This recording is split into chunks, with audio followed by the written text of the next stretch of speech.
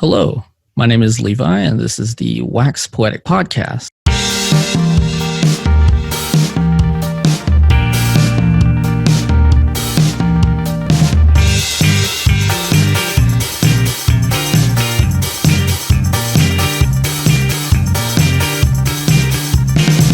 Welcome. My guest today is Lena, and she's going to be talking about the album Knife Man by Andrew Jackson Jihad, now known as AJJ, but when the album was released, Andrew Jackson Jihad. Yes, that was like 5 years ago that they changed their name, right? Yes. Somewhere around there. Yeah, and Knife Man came out in 2011, so they had not woken up to going ahead and changing their name yet. All right. Well, this was 2011. Where were you when you first heard this? Were you already a fan, or was this... I was already a fan. Their like most popular album, or what I would call their most popular, most known album, is "People Who Can Eat People Are the Luckiest People in the World," and that was the first album I knew. But I didn't hear it until like 2014, so I was kind of late into the game. And I would only listen to that album, and then eventually, like 2 years later, finally opened up to listening to other albums. And Knife Man is the one that I always come back to and never get sick of. Yeah, it's a good album. And actually, the last time that I saw you was at the concert for AJJ at the beginning of the year. Oh, great! Before lockdown happened. Yes, that was such a good concert. I'm so glad I got to see them this year. Yeah, we like stood at the front for a while, and that's what I'm always kind of embarrassed at an AJJ concert because there's more people with X's on their hands than there are without. Yeah, I don't know if you noticed, but there was like some like 15 or 16-year-old girls like behind us, and they started like their own little pit. They kept bumping into me, and this one girl kept saying, "Oh, I'm so sorry, I'm so sorry," and I'm like, "Y'all do what y'all are doing. It's fine. Don't worry about me." It was a pretty woke pit that they had going on there. I mean, I've been there, and there's been like a boy but like a 14-year-old boy with his parents there. And I'm just like, oh my gosh, kids are coming to this with their parents. Wow. I feel like it's like Sean Bonnet and Ben have like made it seems inappropriate maybe to some parents, but really it's wholesome badassery. It's like funny type folk. It's like the kids that like punk music, but then also like their parents' country music, but then also like Weird Al Yankovic, like Andrew Jackson Jihad a lot.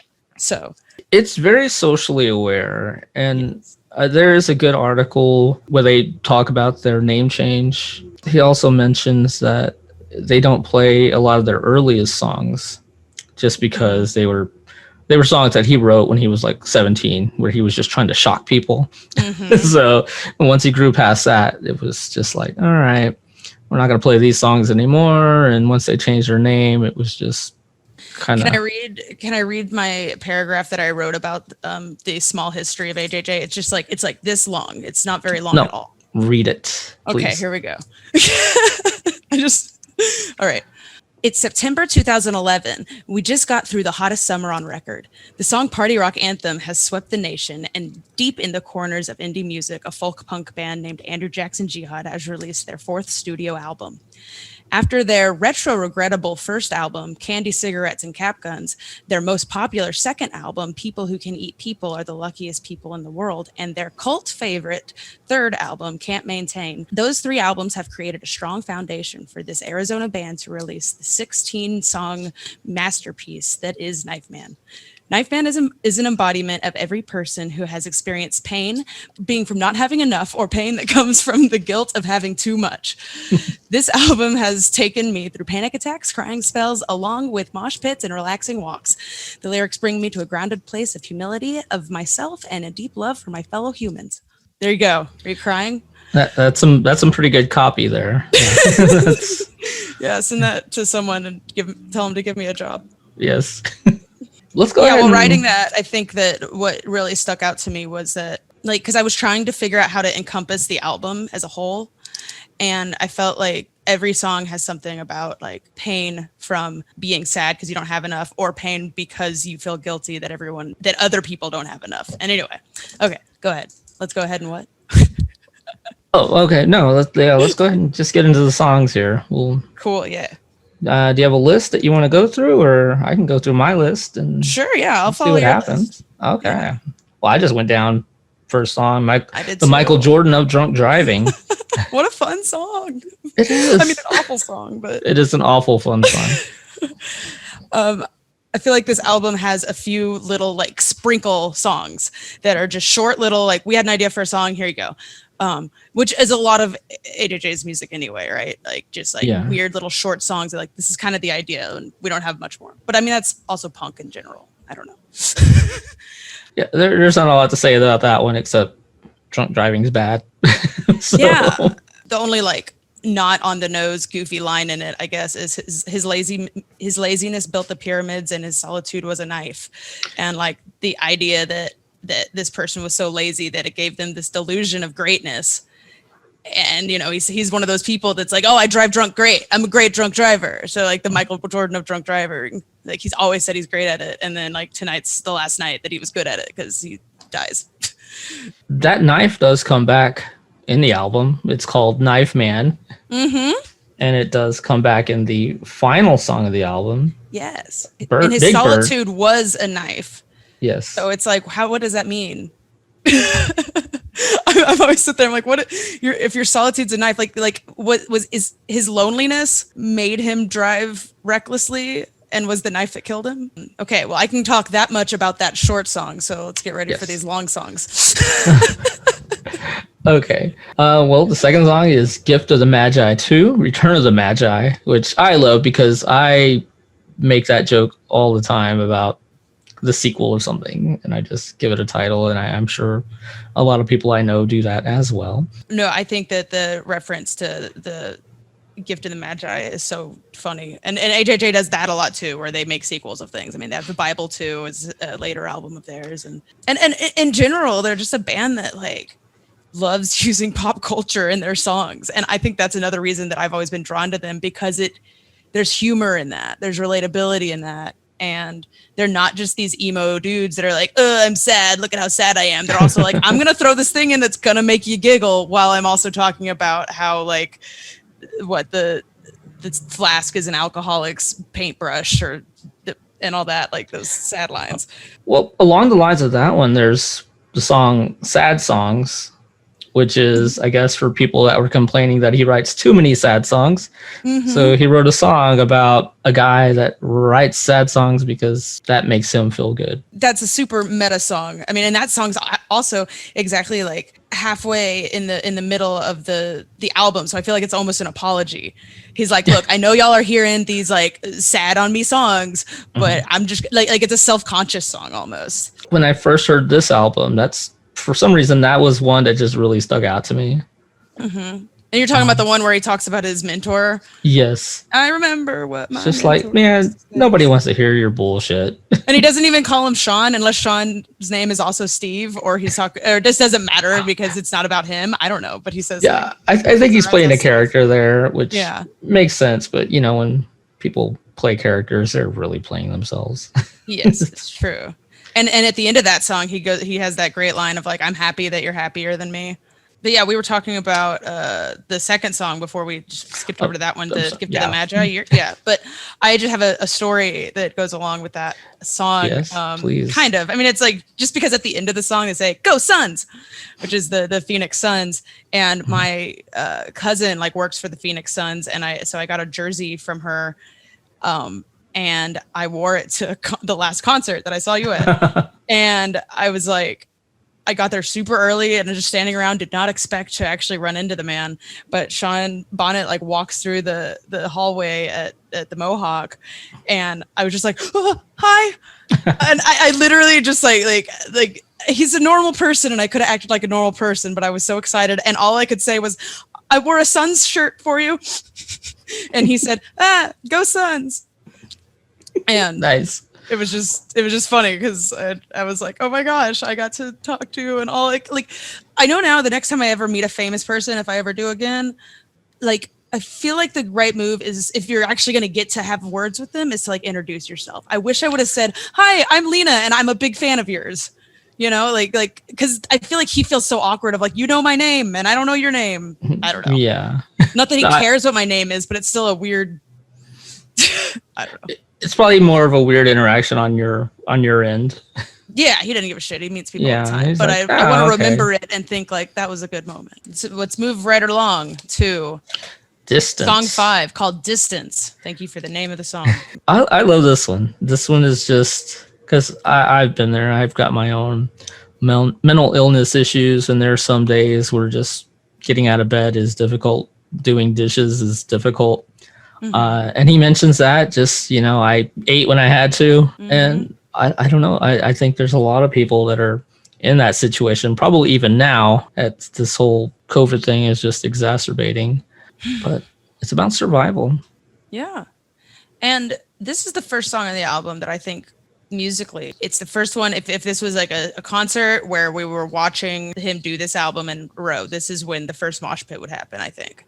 Like this is the most moshable song. Like this, the way it starts, right? It's just like so heavy and the words are like sad, but the music is so intense. And that's what I wrote. Like these songs make me want to mosh. And he says, I hate whiny songs like this, but I can't afford a therapist. Like all his songs are so meta. And I think that's great. And then the best line from the song for me was, it's harder to be yourself than it is to be anybody else.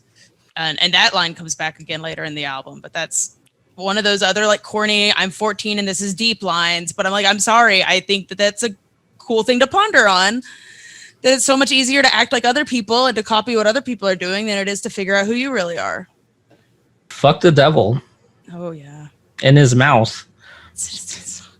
Another song about mental illness. And I like it. He kind of just goes over, sometimes he feels strong. Sometimes he doesn't. He's really painting a picture of someone just like floundering in the human condition. His lyrics are pretty raw when it comes to stuff like that. He'll say some things that are just like, I feel that, but I feel I'm not going to admit this to people. Yeah. And I mean, it's like that's funny that you say that way, because in either Freebird or Big Bird, he says, I'm afraid you'll all know that I'm a pervert.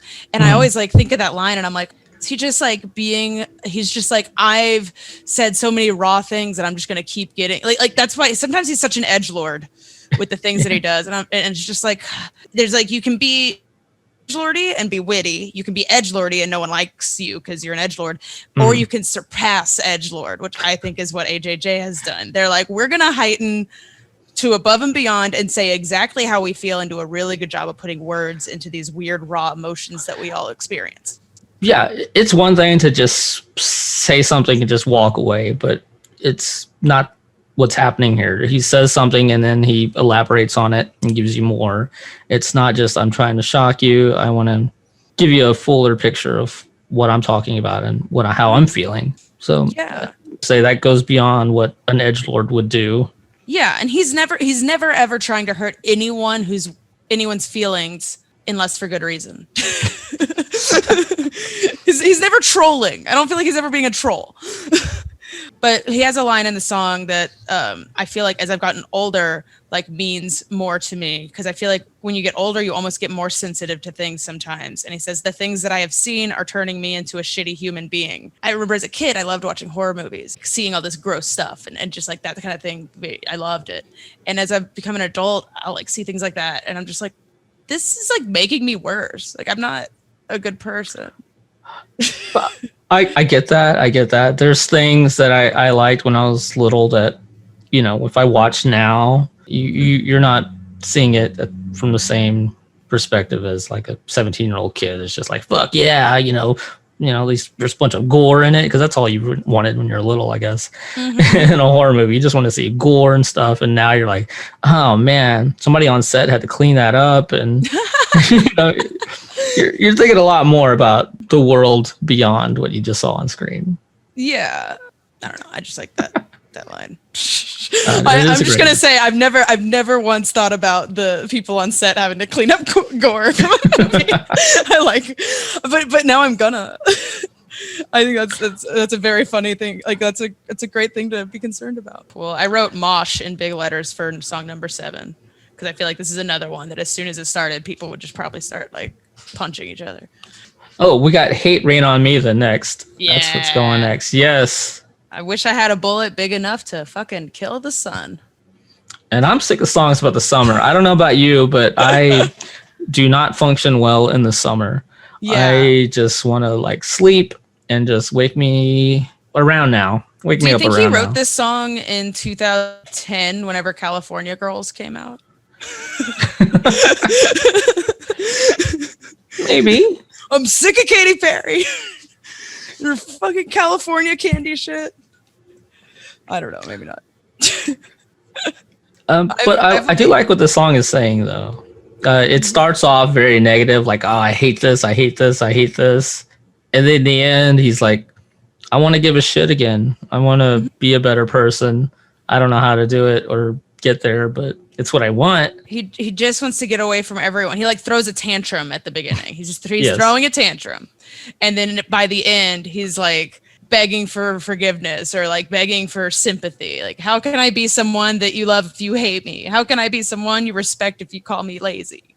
Like, he's just self-pity world. And and I like, for some reason, the hate and sadness of these songs just fires me up. And like when I'm in a bad mood or like I was going through a breakup and I listened to this song and I just cried in my car and screamed "Hate Rain on Me" over and over again. And it just felt so good to just like be like, I deserve this. That's probably when he probably like feels shitty about himself. So he's just like leaning into it, you know, he's just pushing into like, come here, all the bad things. I want all the bad things right now. You want to move on to the most simple, sweet song in the album? If you have love in your heart, Who am I to judge you? who am What I? a simple song. Like this is just like the perfect example of a like, why did they even make this song? Like, why did this song get in the album? I love it, but like, why were they like, we're gonna put just the sweetest song in here? I meant to watch New Jack City. I know I've seen the movie New Jack City. I didn't know New Jack City was a movie. Yes, it's a movie. I looked at the lyrics and I was like, I should just look up New Jack City. And I was like, yeah, but nothing will come up, I'm sure. And usually I've asked like Kevin some questions about references and I should have asked. I didn't tell me about New Jack City. I know I've seen it at least once in my life. I don't remember anything from it, which is why I wanted to rewatch it. But I just remembered like right before we started this, I'm looking I it forgot up. to do New that. Jack City. What am I doing with my life? I have made up so many like words that he was actually saying, and then I finally had to look it up. Interesting. Oh, wow. I'm an asshole. All right. Well, okay. So I have a line written down here because I wonder what the meaning is. So he says, like, if you have love in your heart, who am I to judge you? And all these really nice things. And then he says, I'm a complicated man. I only wish that were true. Is he saying, like, I know I said all this stuff, but really, like, life's a lot more complicated than that, and none of the things I'm saying is true? Or is he saying, I'm a complicated man. I wish I was a complicated man. Well, maybe if we watch New Jack City, it'll all make sense. Yeah. We need to have a part 2 where we watch New Jack City and come back and just talk about this song. If you have love in your heart too. Yes. Still loving. Are we just going to make up AJJ song titles now? Is that where we're going? Okay. Okay, so we have this super beautiful, happy song, and then the saddest song that's ever existed. It is incredibly sad. No one. I wrote, this is very depressing. I do know Sean Bonnet used to study for social work. That was his thing that he did. Mm-hmm. This song reminds, the song talks about, homeless people. And this song reminds me of like those, this one and Zombie. Mm-hmm. They both kind of remind me of like those YouTube videos where there's like a guy, it's like, we're going to give this homeless man $100. And they film themselves doing it. Mm-hmm. And it's like, is this for the homeless guy or is this for you that you're doing this? Like, who is this for? Especially with Zombie. Can we talk about them both at the same time? Let's go ahead and talk about Zombie too while we're at it, because they Zombie seem by related the Cranberries to me. by AJJ. It's a phenomenal song title. It's Zombie by the Cranberries by Andrew Jackson Jihad. That's a hell of a title, especially since it is not a cover. Nor does it have any allusions to zombie that I don't notice? From what I've read on some site, I don't know where I copied and pasted this from.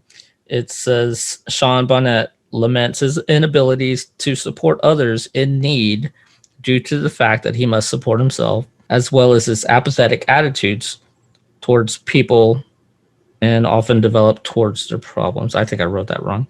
But as far as zombie, the first part of that. Zombie was also kind of similar to that, like the actual Cranberries Zombie song. Hold on, let me look up the Cranberries Zombie, because I know that's about like a situation. Well, while you look up that for Back to No One, I feel like along with it touching on the homeless population, that Zombie by the Cranberries by AJJ is definitely all about. No One is about the homeless population and also drug abuse, and the way that it's sung, I almost think it's like a meditation to make people that aren't going through that. Like, I think Sean really wants the general population and wants the everyone to have more sympathy for people that are going through homelessness or going through drug use or a drug addiction. Yeah. And I think that the song No One is supposed to just like, you're supposed to listen to it in a dark room alone and just think about like, have I been in a situation where I have literally no one and I am just absolutely alone and I have no one to call on because I've already used everyone so much. Like I've depended on everyone else so much that now I'm just totally alone. That's why the song is just so like at this point you're just drudging through life and everything is sad because you've already used all of your resources. No one will ever trust you again because you've fallen into this horrible addiction. And I think this song is just supposed to really make people that haven't gone through that realize how helpless you are in that situation. And although maybe at one point in time it was your fault, it's like it snowballs so much. And it's just, I don't know. I think it does a great job of making people that have relatively good lives feel so much for these people that have lives worse than they could even imagine. Yes, hopefully. There is one line in there where he says they used to all be someone's until something took their life. Mm-hmm. And I don't know about you, but like where I live, I can look out my window and there's like a bus stop, but there's a bunch of homeless people that's just where they hang out. That's mm-hmm. That's just where they go all day. And, you know, I'm sure they had lives before they were homeless. And, you know, something happened within their lives that brought them to that point where they're just sitting at the corner all day. Mm-hmm. Whether it's some kind of mental illness or something. Something happened in their life that brought them there. Yeah. Well, with the zombie song, mm-hmm. It was inspired about a bombing. There's a lot going on there, and there's probably more than I can really knowledgeably talk about on that. Yeah. Don't worry about it. So I'm not even going to get into that, but it still has to do with the apathy of people when they hear about a tragedy and they're just like, You could make an argument for Zombies by the Cranberries by Andrew Jackson Jihad, mm-hmm. that maybe they were like, we're going to write the song Zombies by the Cranberries, except instead of it being about this, it's about the homeless population and how maybe at this point they are kind of living like zombies would, not on their own accord, but because of like the systematic abuse that they're under.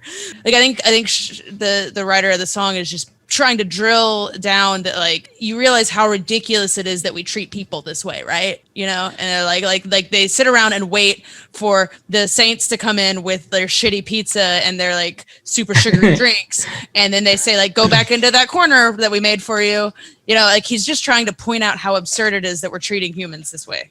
Yeah, I think you expressed it much better than I was going to. But I know like when you see churches and stuff, they will bring food to like shelters and stuff, but that probably feels good for them to have done that one day out of the month, Mm-hmm. but it really doesn't do a lot for the people in the situation that they're trying to support. Yeah, and it's interesting that he mentions that like bigger-ish picture version of it, but he starts it out with like, if I had a cigarette every time someone wanted a cigarette.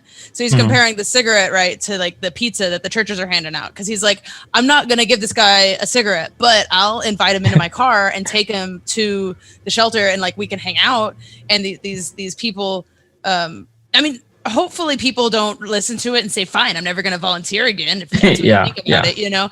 But it's just the idea that like just giving homeless people like shitty lunches isn't going to help their problem. Just giving a guy $1 at the corner isn't going to help whenever you could like use your own knowledge to help them somehow. Yeah. You might, give them $20 and they might have a pretty good day or two, but it really doesn't help the situation. It doesn't really do anything beyond that.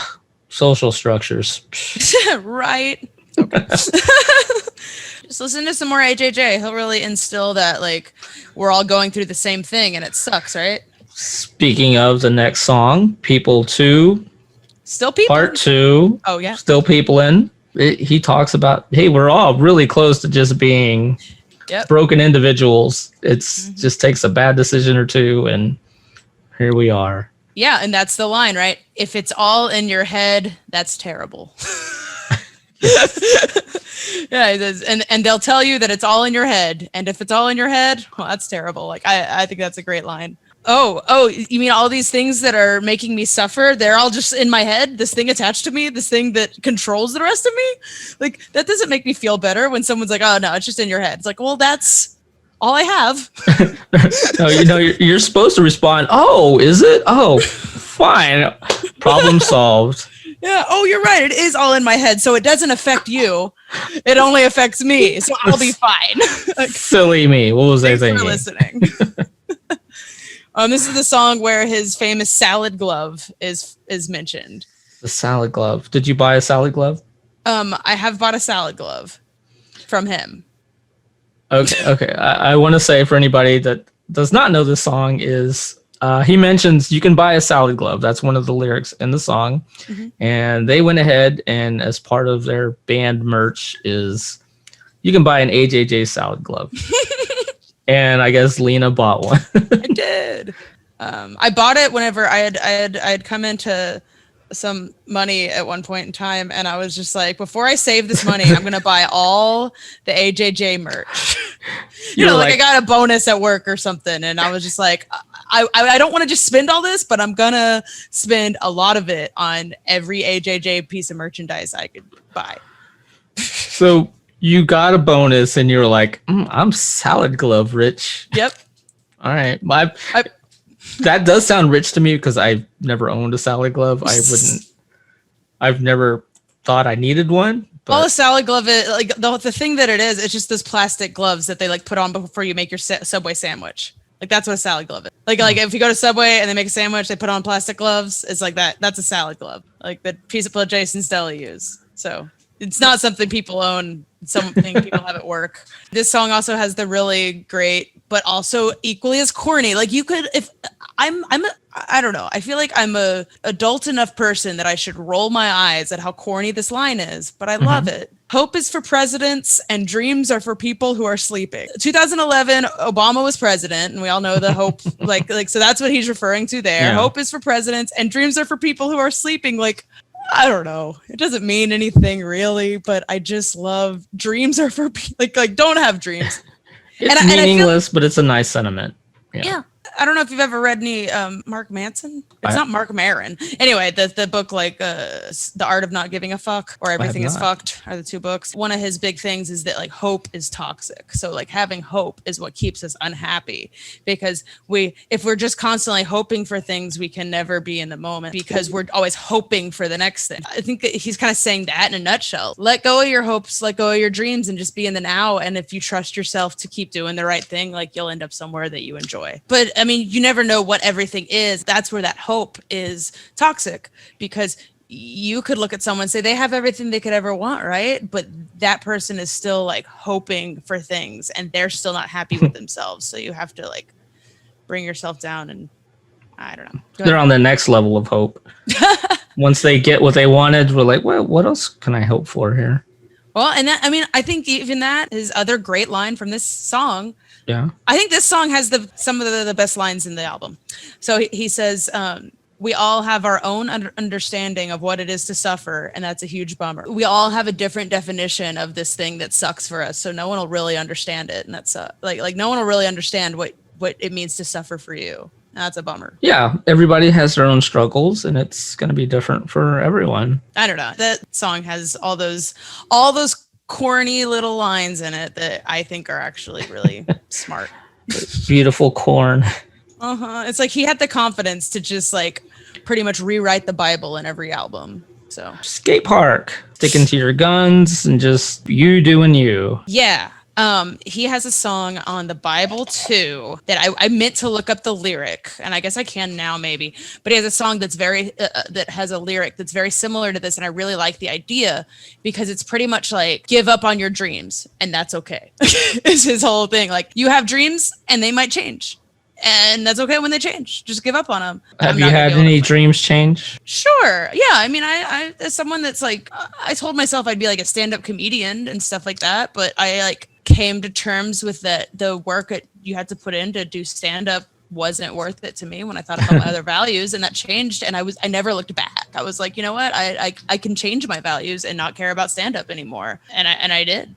Did you actually get up on stage and like try it? Or? Yeah, no, I was like, I wouldn't say prolific, but there were periods of time where I was going like to every open mic I could, but I went through one section of doing it all the time in like 2015. I did a lot. And then I stopped for a bit, but then beginning of 2018, I was like, I'm going to do stand up 250 times this year. Oh, wow. I was like, I'm going to do it almost every day. And when I can't do it, like on certain days, I'll double up on other days. Like I was like, I'm going to do it hard.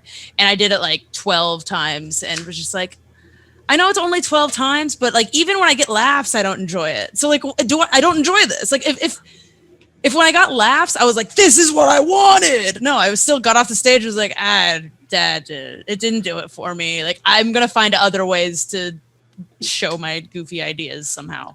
Were you disappointed in how you were doing it, or was it just the actual reception of people? Like I said, like I had shows that weren't great and that was fine, but I had some shows where I felt like people laughed and were getting what I was getting into, and they thought what I was saying was funny, but I still just was like, it doesn't, that's not giving, like some people probably get that and they're like, yes, I love saying my joke and people laughing and that's what I need. And I was kind of like, nah, it didn't. Like the traveling to the bar, the sitting around people, that like doing that constantly. I was like, this isn't as fun. This isn't worth. The life of it was just not what you were looking for. Okay. Yeah, but I mean, I think I gave it not an honest shot. Like an honest shot is 12 times. Yeah. Yeah, but that's if anyone that does stand up heard me say that, they'd be like, that's nothing, right? Because they're there all the time or whatever. So I think I gave it a shot, maybe not a solid shot, but I was just like, it's not that great. I think that's more of a solid shot than a lot of people. It's fun. It's fun because if you're like, oh man, that's funny. Like I think this idea that I have is funny. Then you have a stage of people that you can be like, here's this idea, but you like try to say it in a way that is funny to them or whatever. I don't know, and I think that might have been part of anything that didn't go that well for me, was because I was more of a person that was like, this concept's funny, right? And I would never write any, like nothing was a joke. It was like, think about this. Okay. Yourself. Wait, were you like Seinfelding it? Probably. Okay. All right. I don't know. But it was cool. I'm glad I gave it a try. Let's see, we got Freebird next. Yeah. Freebird. Oh yeah. I have. Yeah. The last two songs are like the songs from this album. Like, yes. Like they have to play both of these songs at every concert. They're like I feel like Freebird is a microcosm of the album as a whole. This album is just a big self-pity fest. And I don't know. He's just like, I see Satan's face when I look in the mirror. Like, I hate myself, but I see God inside all the people I meet. I want everyone else around me to be happier than me. Like that's how this album reads, right? Is that he's just like, I don't care. I like self-love bullshit. I don't care how I feel because I'm going to be fine. I want everyone else to be okay. Like he I don't know. No, I see what you mean. It's like, there's not a touch of malice in this album. There's a lot of anger, but there's not like anger towards other people. Except It's for the anger. people giving homeless people Little Caesars pizza and icy for lunch. I just named it Little Caesars Pizza and icy. It might not be Little Caesars. Kind of disappointed in Andrew Jackson Jihad for not like getting that detailed in what they're serving the homeless people. I feel like they might have wrote this song, well, maybe named it this way, just to annoy people that would just be drunk at a show yelling, "Play Freebird!" I think you're right. Just like, well, okay, we got a Freebird song. Here it is. You better enjoy this now because it's depressing. This song starts with, "There's a song in my there's a tongue in my mouth. There's a lock on the door, and I can't imagine wishing for more." Yeah, if I want to be real goofy, I'm gonna say, no, I don't know. I've paid for my crimes and I've unlied my lies, and now I'm adorned with a clever disguise. I don't know. Like, I think it's poetry of some sort. I think it's this is pure poetry right here. There's I don't know what to say about it though. I haven't like read the lyrics and really thought about these, even though I love it. And I guess I haven't done that because I'm always thinking so much about, because I see Satan's face when I look in the mirror. I see God inside all the people I meet, because I just really like that line. I don't know. I wish I could. We need to do I only listen to AJJ album where you just let me or podcast where you just let me go on about every song. I could talk about each song for a whole podcast. Well, let's go ahead and talk about Big Bird since you already started singing that one. The song's about everyone, right? It is about everyone. It's about everyone and their dog. Everyone and their dog. It's really just about Charlie Brown, and Charlie Brown is everyone. I just think about Charlie Brown worrying that Snoopy didn't love him anymore, because Charlie Brown's always worrying about everyone. Are you worried that animals don't love you? Like, are you when you meet a new animal? My boyfriend's cat doesn't like me, but I'm not worried about it. She's just that kind of cat. Just an angry cat that doesn't like people. Well, that doesn't sound like a cat at all. Doesn't like me, right? Yeah. But I'm not worried about it. I'm not like, it's not like, I can't imagine a relationship with my dog and then all of a sudden the dog stops liking me. So that's the most unrelatable thing that he says in this is, I'm afraid that my dog doesn't love me. I'm like, really? Yeah. Why are you afraid of your dog? But I wonder, he's so into referencing pop culture. In the Charlie Brown comics, Charlie Brown talks about or Lucy tells Charlie Brown that Snoopy only likes him because he feeds him. So does she tell him that? Yeah, Lucy's mean. Oh. So I wonder if he's referencing that kind of thing. But also, this is only happening because I have this idea in my head of writing a jukebox musical of Good Luck Everybody, where everyone's a Charlie Brown character singing the album Good Luck Everybody. So that's the only reason I'm thinking about Charlie Brown and also thinking about AJJ at the same time. So anyway, Big Bird. I wrote in my notes, he goes big and small. Oh, because he has a line, I'm afraid of the way that the world works, and I'm afraid of the words in my notebook. So he's just like, I'm afraid of everything, but I'm also afraid of the little things that my brain makes. I think that's and he does that constantly in this song. Just like, I'm afraid of this big thing, but I'm also afraid of the small version of it. I'm afraid of God, but I'm also afraid to believe in God. Yeah. Yeah.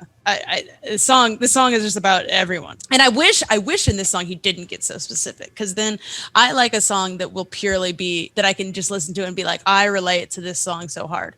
But then he does have to say the things like, I'm afraid of my grandfather's cancer, I'm afraid of my mom's dying arm. And I'm sure that's really serious stuff to him or someone, or maybe he's just saying these are problems people have. I don't know. It's weird to be standing in a group of people at a concert and be like, I'm afraid of my grandfather's cancer. And we're all like, I don't know, my grandpa's dead. I don't know. But also I need to work on not holding lyrics to songs so close to my heart. I'm I wrote a comedy article one time that was an open letter to songwriters that write songs for specific people. Don't write a song about brown-eyed girls. I don't appreciate that. That song Amanda, doesn't relate to me. or What about the people that aren't named Amanda? I don't want to impose on you and Amanda's relationship. Because sometimes you're listening to a song and you're like, man, I really relate to this. And then they're like, I don't know, they say something that's totally not you, and you're like, oh man, now I don't relate to this song. Hey. I'm not a tiny dancer, but I am a blue jean baby. Well, there's a little bit for everyone. My last piece of notes in my notes is because at the end of Big Bird he says, so I bought a knife, I am a knife man, which is the titular line of the album. So I have that his solitude was a knife from that first song, but then he bought a knife, but then he is a knife, so he is solitude, we are all alone. Ends on a depressing note. Is it depressing though? Well, a little bit, maybe. I guess. I guess that's why I like AJJ, because I'm like we are all living our own experience and we are all alone, and he sings about it and talks about it in such a like, that's why you should be good to people, and that's why you should be good to yourself, and that's why nothing matters. All of that is true at the same time. Nothing matters, everyone is awful, but we should love each other. Yeah. Yes. Oh man, that was my notes. What's your favorite song on this album then? Okay, so I would used to say Backpack, I bet. Like overall, it's a song, really like the song Backpack. But the song that I have called out in a AJJ Facebook group is, I just made a status or a post in a group that was just like, hot take, Zombies by the Cranberries by AJJ is the deepest AJJ song. And I felt like it was a hot take because it's really very surface level and it's not very deep. But just the fact that he like straight insults people that are like quote unquote helping the homeless for enabling them, but at the same time, you know, he's such a advocate for the homeless. So he's just like, I don't know. For some reason, and I'm sure when I had that thought, I was like walking through downtown listening to that album, and I was like, man, I just really like feel this album right now, and I think that, or this song right now, and I don't know. Yeah. So I don't know. I like a lot of the songs in this album a lot. Yeah. Like I'm looking through my notes and trying to remember, but I guess Backpack is, oh, it's so hard. There's a lot of good songs in this album. It's a good album. That's why I chose it. I could have chosen any album. You could have chosen it, but you chose this one. Mm-hmm. But this is a good album. There's nothing wrong with this. Yeah. Can you sing your favorite line? You might have already done it, but. And I don't like it. I like that song. I don't like it. Did you mean favorite line, like it means something to me, or just? Oh no, just like, your favorite line in general. Yeah, because that line, like when I like, that's just such a funny line to me that I think about that line every day at least, just because it's something that like when you have weird things you say. Or like weird like things that only you say sometimes, like when something happens that I don't like in my head, I'll be like, and I don't like it, just because I think that's funny. Well, besides AJJ, what's on your replay? I've actually listened to the album Ram by Paul McCartney like 4 or 5 times in the last week. Oh, okay.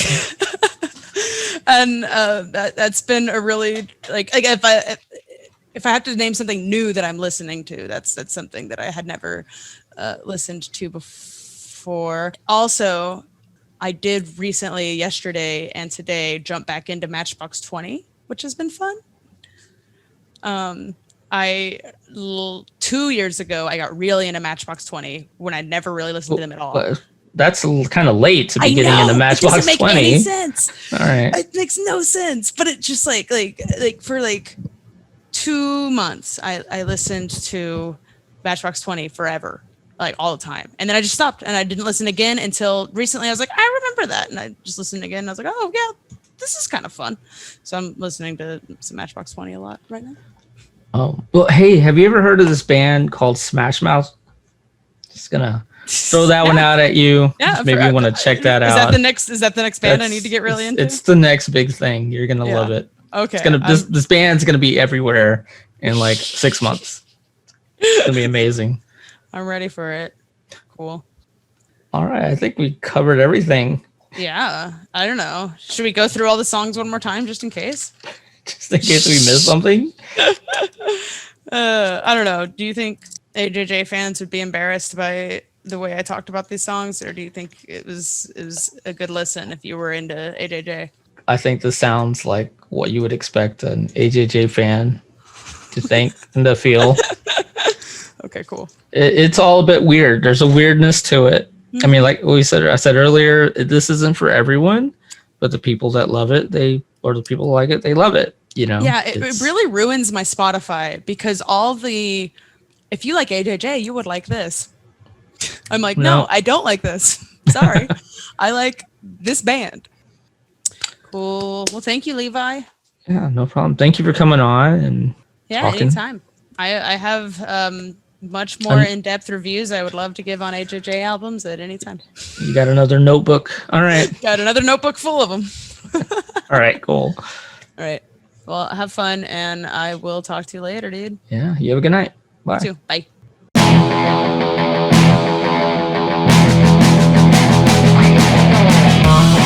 So please check us out every other Monday and follow along on Facebook at Wax Poetic Podcast and also on Instagram at Wax Poetic Podcast and of course on Twitter at Wax Poetic Pod.